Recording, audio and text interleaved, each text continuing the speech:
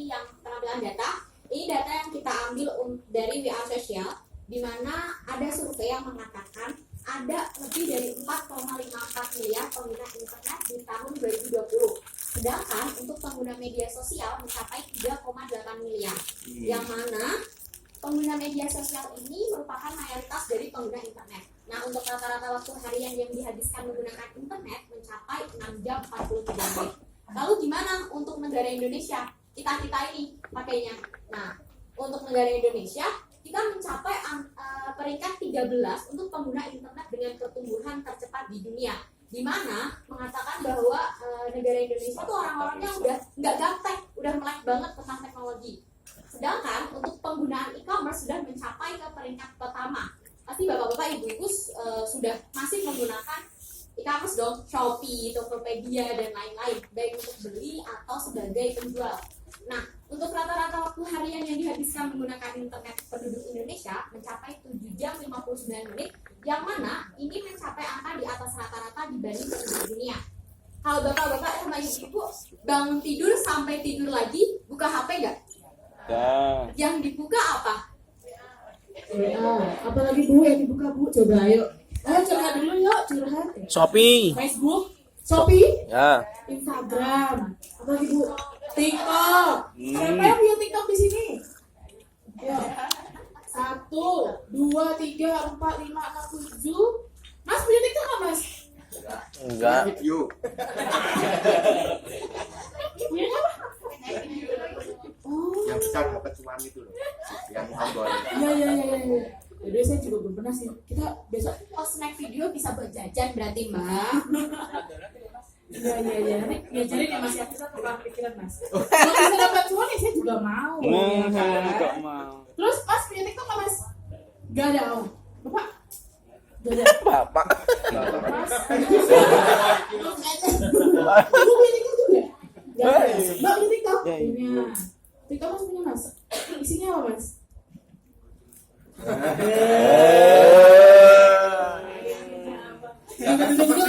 Dapat TV Tenang. Yang biasa joget yang mana? Lagu yang mana? nggak pernah joget, cuma Oh, cuma lihat. Kirain masa juga joget gitu kan. Soalnya kemarin saya sama ibu-ibu UMKM yang di DIY itu kita tiktokan bareng. Nanti kalau kita asik tiktokan, nanti kita tiktokan ya. Asik. Cuman kayaknya nih bapak-bapaknya mas-masnya nggak mau goyang pas. Oke, lanjut ayo Mbak Tasya. Oke, berarti tadi dari survei yang dikatakan di sosial media benar dong, karena bapak-bapak sama ibu-ibu di sini pun dari melek sampai tutup mata lagi bukannya HP, HP-nya terhubung sama internet. Saya tahu kok kalau misalkan listrik lagi mati pasti pusing, nggak bisa buka apa-apa, betul? Nah, ini kita bicara media sosial yang banyak digunakan ya. Di sini ada 5. Instagram, Twitter, TikTok, YouTube, Facebook. Kayak tadi teman-teman bapak-bapak sama ibu-ibu udah pada punya masing-masing ya. Nah, di 5 media sosial ini pun punya fungsi masing-masing dan karakteristik masing-masing. Dari 5 ini, bapak-bapak sama ibu-ibu pada pakai yang mana aktifnya? YouTube. Oh, YouTube jadi vlogger, Pak? Bukan. Nonton? Iya. Berarti soon kita bisa jadi vlogger lah ya. Nanti cari ide buat vloggernya. Kalau yang Facebook dipakai buat apa, Bu? Berita. Oh, ya. Berita apa? Ada. Sangat produktif ya, selalu buka berita. ICJ Saya mesti kepo nih, nih. kenapa lihat berita di Facebook? ICJ itu, Mbak. Anggota ICJ itu. Oh, biasanya ada ikut grup apa aja di Facebook? Kabar berbah. Kabar berbah. Oh, kabar berbah. Oh, itu ada grupnya di Facebook. Oh iya. Kita besok jualan lewat situ aja ya. Itu bisa buat jualan tuh? Bisa. Jumat Sabtu. Oh, gitu ya? Jumat Sabtu. Ada apa? Oh gitu. Jadwal Kak Cecil. Oh gitu, saya juga baru tahu sih. Oh iya. Oh, gila, saya ngobrol sama bapak ibu nih ada insight baru loh. Admin. Oh, adminnya gini ternyata. Oh alah. Iya. Baik kalau begitu. Kalau bawa nisan. Emang ada ini, ada yang sudah pernah dapat pelanggan dari tadi iklan di Facebook itu? Banyak. Alhamdulillah, luar biasa. Mantap. Oke, lanjut. Oke, yang dari 5 media sosial tadi, hari ini kita bakal fokus untuk bahas media Instagram, penggunaan copywriting di media sosial Instagram. Tapi sebenarnya copywriting juga bisa dipakai di 5 media sosial lainnya. Bahkan kehidupan kita tuh nggak lepas dari copywriting. Sesederhana kita minta izin ke atasan atau ke Pak Guru. Pak, selamat pagi. Saya Natasha Nubaila dari kelas 1A. Hari ini mohon izin tidak masuk karena mau lomba internasional gitu kan. Ada urutannya. Jadi harus tertata, nggak asal-asalan gitu. Kalau asal-asalan nanti bernaut atau enggak malah nggak tertata, jadinya double-double, nggak masuk gitu. Nah, oke, kita balik ke data lagi.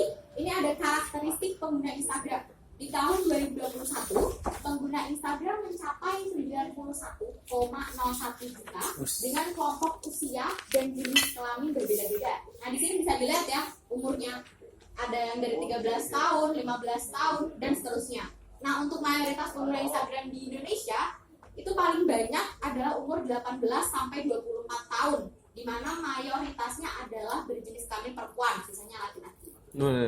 Nah, dari data ini, kalau misalkan bapak-bapak sama ibu-ibu lihat kan, kita bisa menentukan ya target pasar kita gitu. Perempuan. Nah, dari bahasa-bahasanya nanti yang dipakai untuk copywriting pun juga bisa disesuaikan. Jadi kalau misalkan kita target anak muda, ya bahasanya bisa dibikin gaul dikit gitu. Halo guys, halo teman-teman gitu. Kalau ibu-ibu, misalnya halo sis, halo say gitu. Kalau bapak-bapak, kalau halo say nanti takut dimarahin ya. Oke, boleh dilanjut lagi. Oke, selanjutnya kita bicara fitur Instagram. Di sini ada kita tampilkan Instagram Travel System. Bapak-bapak sama ibu-ibu di sini ada semua punya Instagram? Punya. Nah, di sini bisa dilihat ya. Nanti kalau bapak-bapak sama ibu-ibu mau nyontek atau mau bikin travel system jadi kiblat copywriting bapak-bapak sama ibu-ibu, boleh banget dilihat dari updatean-updatean yang dibikin sama travel system. Nah, nggak hanya itu, nanti kalau misalkan takutnya ketinggalan nih updatean travel system, ya di follow, itu ada tanda bell itu kan. Nah, itu buat pengingat. Jadi terbaru terus teknik-teknik apa yang dipakai sama travel session tuh bisa dilihat, bisa ditiru langsung, jadi nggak ketinggalan gitu. Yang pertama kita bicara bio.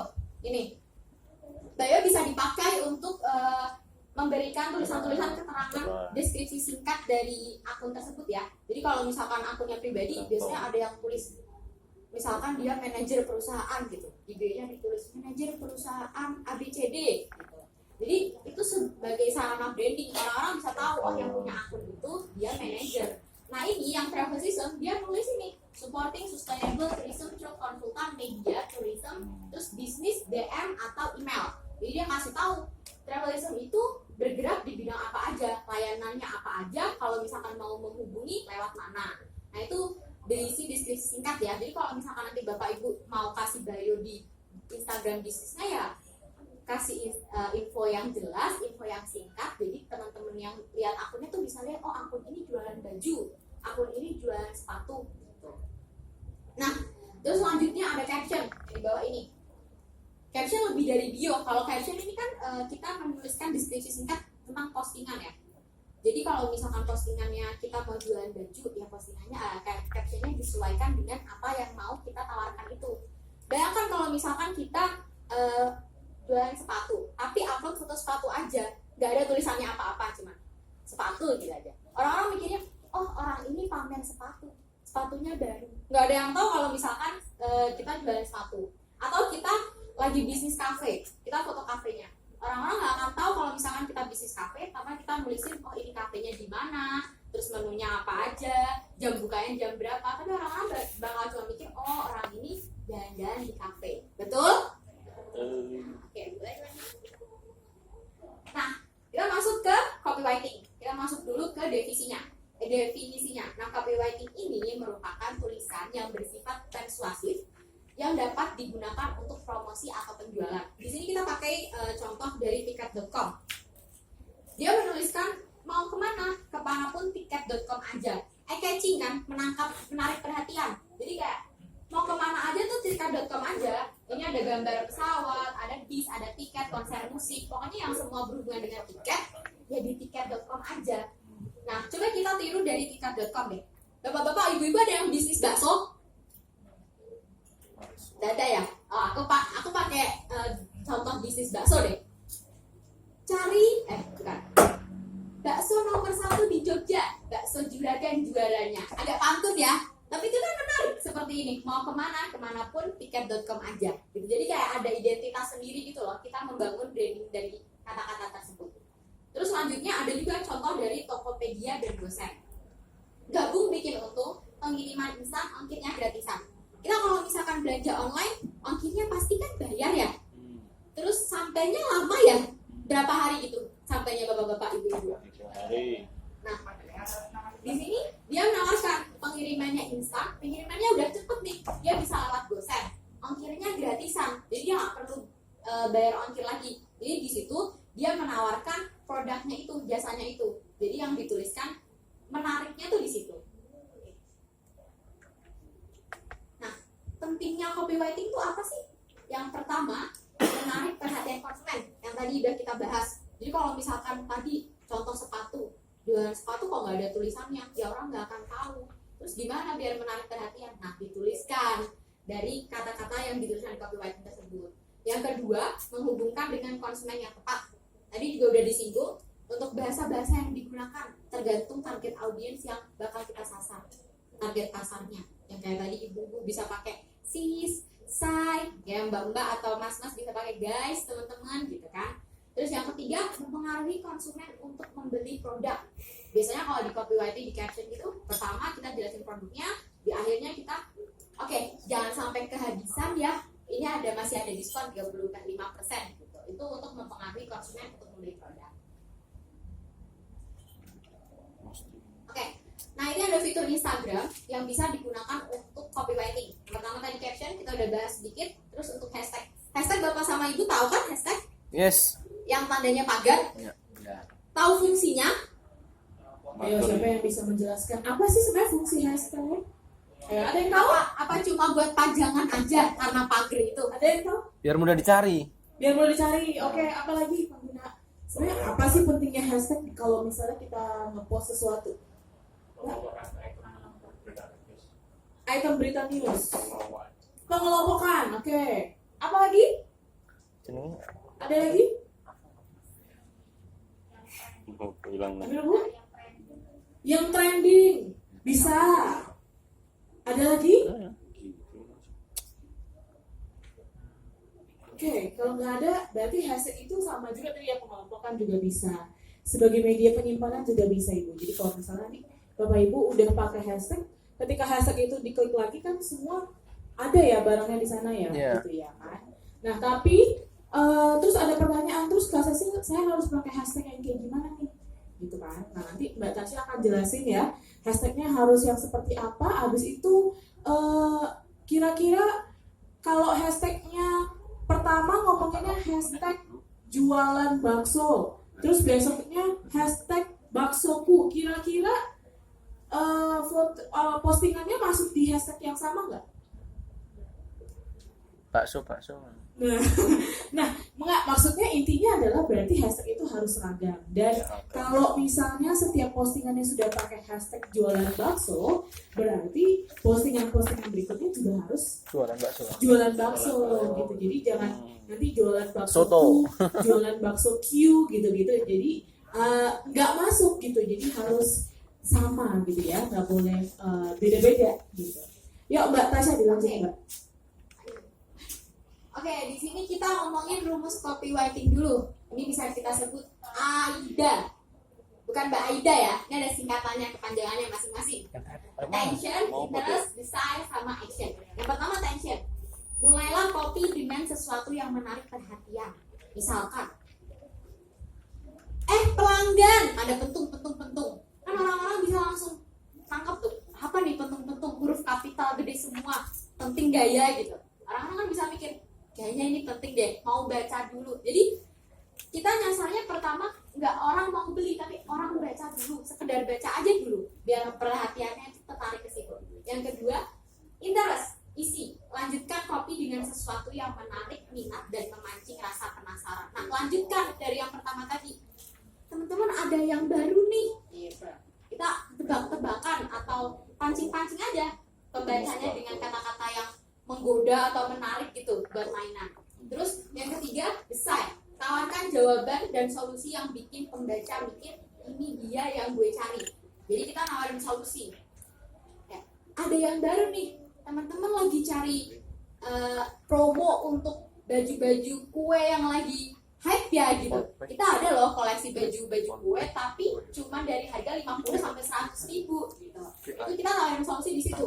Nah, action, arahkan pembaca untuk mengambil tindakan kayak yang tadi. Yuk, langsung check out, jangan sampai kehabisan. Pastinya di situ.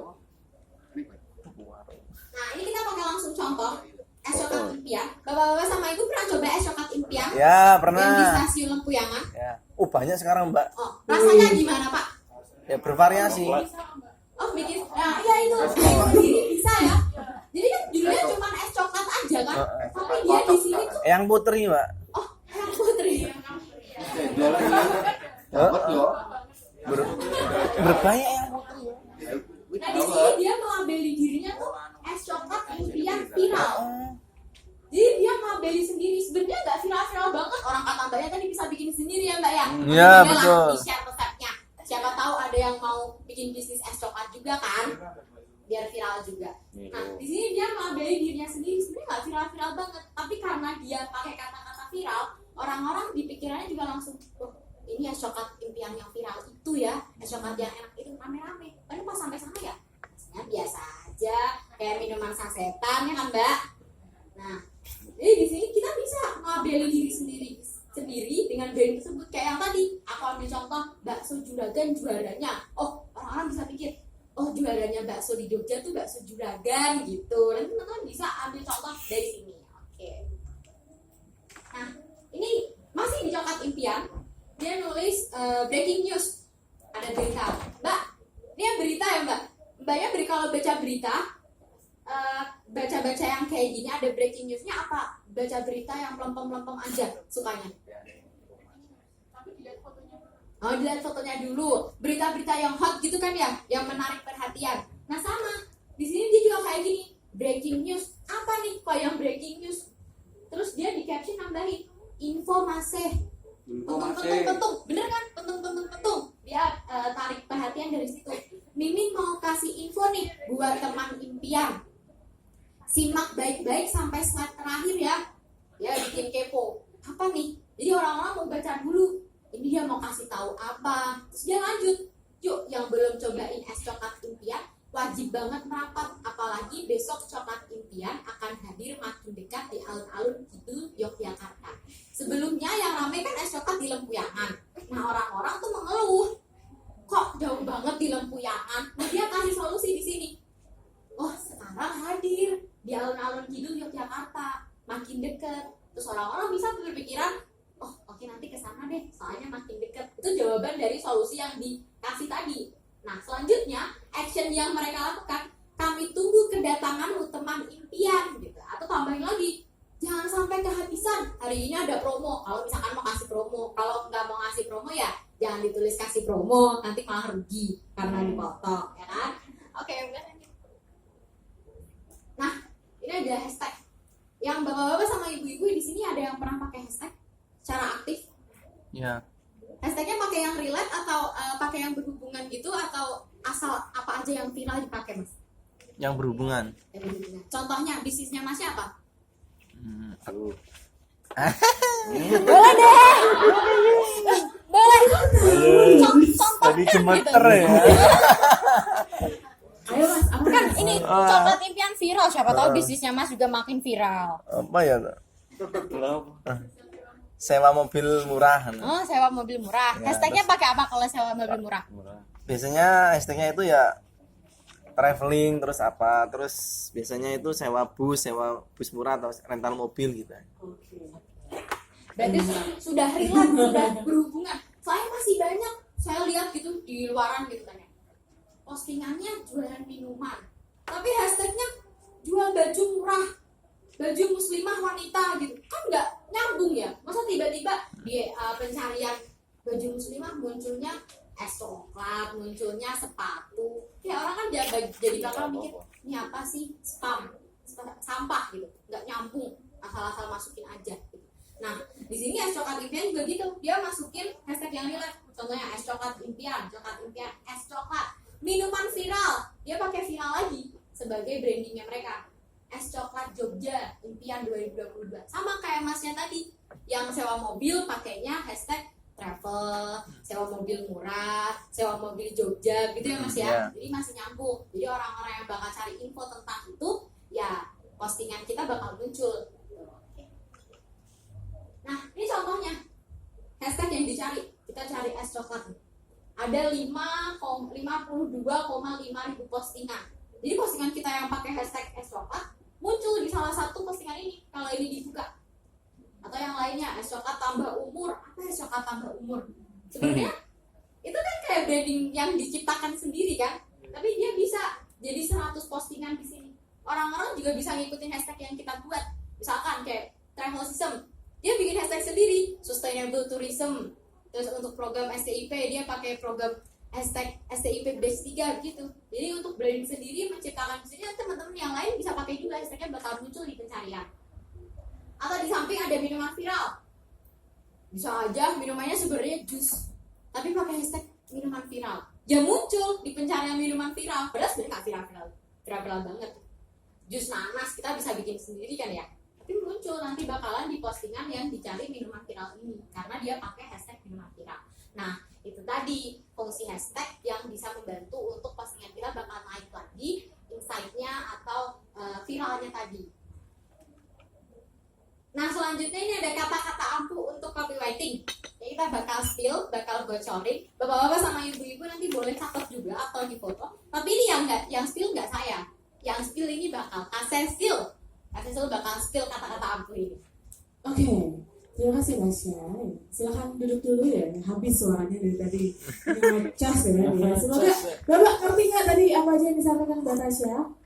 Cukup paham? Paham. Ada